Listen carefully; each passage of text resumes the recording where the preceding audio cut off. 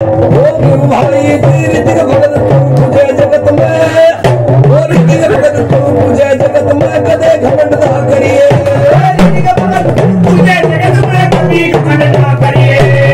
तेरे भगत तू पूजे जगत में कदे घमंड ना करिए तेरे भगत तू पूजे जगत में कदे घमंड ना करिए ओ सदा शीस पे बावरी सबल सिंह दुख विपता में हरिए सदा शीस पे बावरी सबल सिंह दुख विपता में हरिए